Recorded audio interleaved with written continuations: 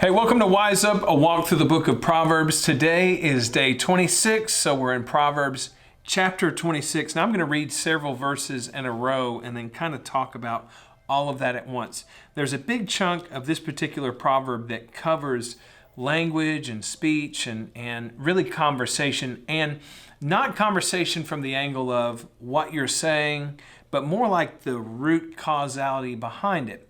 And the reason I think this is important is because in the New Testament, it says, out of the abundance of the heart, the mouth speaks. It's almost like, I've got this coffee cup right here.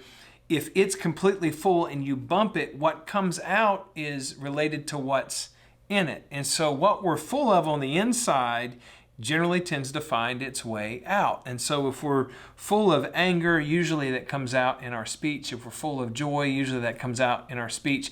And all of us have encountered people or moments where the exchange has been very encouraging, and what it causes you to think is like, man, there's something good inside of that man. There's something good inside of that woman. And then we've all encountered moments where we've had a negative interaction with somebody and they've seemed very angry, and you kind of sit back and wonder, gosh, I really wonder what's going on the inside of that person. And usually that's reflected through words, through what somebody has to say. And so Proverbs 26 has a lot to say about that. So verse 18 through 23, I'm going to read and kind of comment through several of these verses here. But just as damaging as a madman shooting a deadly weapon, now that's a strong connection, is someone who lies to a friend and then says, I was only joking. Now, we all know kind of culturally that sort of a thing, oh, no, it's just a joke. We've created ways via text to communicate that something's a joke because there's not the inflection or the pacing or the body language or nonverbal cues that would let somebody know whether we're joking. So we've created LOL and JK and all kinds of different stuff like that.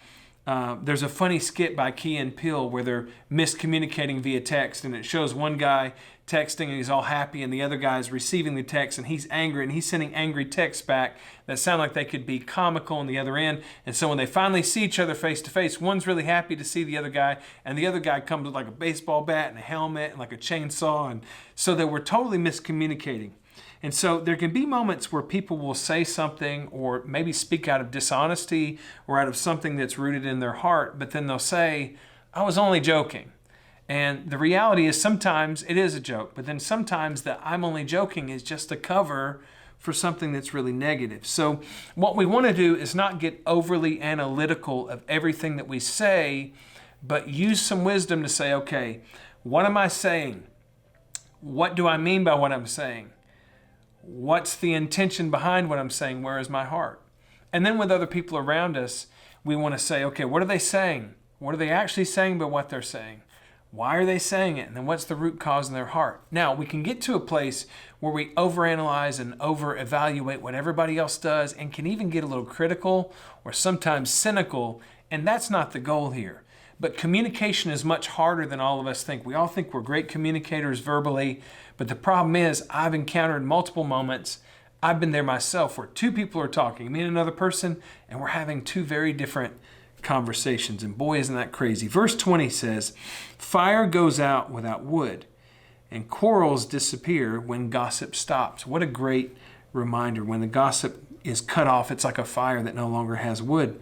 Verse 21, a quarrelsome person starts fights as easily as hot embers light charcoal or fire lights wood. Rumors are dainty morsels that sink deep into one's heart. Smooth words may hide a wicked heart, just as a pretty glaze covers a clay pot. So what we want to do is we want to back up and evaluate, what am I saying? What do I mean by what I'm saying? What's the root cause? And then what's really going on in my heart? And so I think for all of us, it's a good moment to pause and say, maybe I've communicated some kind of way, positive, negative, or whatever. Or maybe I'm struggling with the way someone else is communicating with me. And at the end of the day, it's good for us to have a healthy analysis, healthy evaluation, good evaluation of what we're hearing, why we're hearing it. And let's let God continue to reframe that and work in and through us. I'm excited you're here. Keep leaning in as we chase after God and wise up together.